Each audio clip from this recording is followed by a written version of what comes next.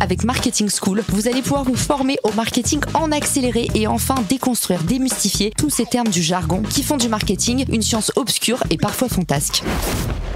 Lors d'un précédent épisode, on avait parlé d'un lead et on avait donné une définition à ce mot zarbi. Si vous avez loupé cet épisode, je vous le place dans les ressources et je vous encourage à commencer par celui-ci.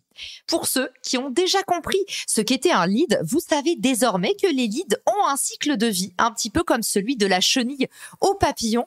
Et puis voilà que sur LinkedIn, quelqu'un m'a dit « J'ai compris ce qu'était un lead, mais qu'est-ce qu'un MQL ?»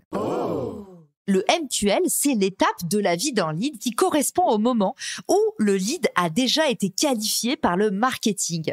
Par exemple, quelqu'un a soumis un formulaire sur votre site internet. Vous savez désormais que vous avez un lead. Potentiellement, sur ce formulaire, vous avez obtenu des premières informations, par exemple une adresse email, un nom, un prénom, la civilité de la personne. Pas trop mal. Alors, qu'est-ce qui convertit un lead en MQL ? Eh bien, le MQL, littéralement le Marketing Qualified Lead, c'est un lead qui a été qualifié par le marketing. Autrement dit, quelqu'un au marketing a mis un tampon en disant « Celui-là, il est passé chez nous, on en sait un peu plus sur lui ». Comment il s'est peut-être inscrit à votre e-book « Le co-marketing pour les TPE, PME ». Il a peut-être rempli un quiz avec ses données d'audience pour comprendre quel type de partenariat était fait pour lui.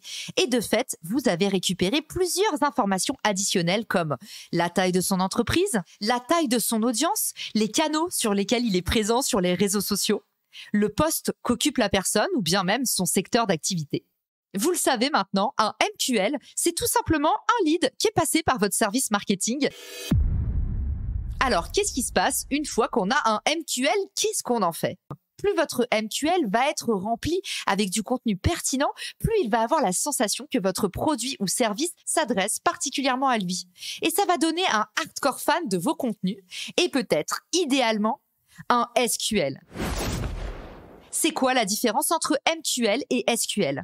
Eh bien, le SQL, c'est le lead qui est passé par votre équipe sales. Hop, l'équipe de vente lui a mis un coup de tampon. Celui-là, il est également reconnu chez nous. Imaginez que le parcours d'un lead, c'est un petit peu comme si vous passiez plusieurs étapes à la douane. À chaque fois, on vous demande des nouvelles informations sur vous et à la fin, on sait pratiquement tout de vous, vous êtes fiché.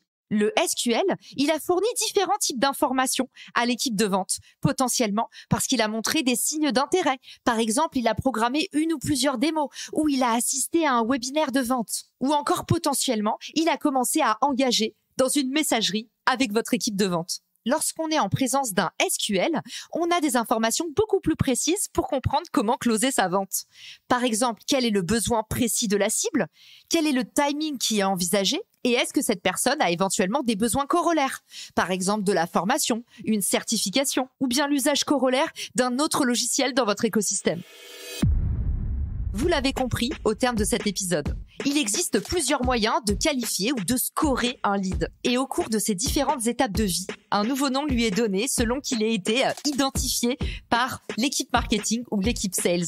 C'est donc ça la différence entre MQL et SQL. J'espère que vous avez désormais tout compris à ces deux termes du jargon. Si cette définition vous a été utile, vous pouvez la partager à quelqu'un. Et surtout, n'oubliez pas de m'envoyer vos prochains mots zarbi. J'en ferai un épisode. Ciao!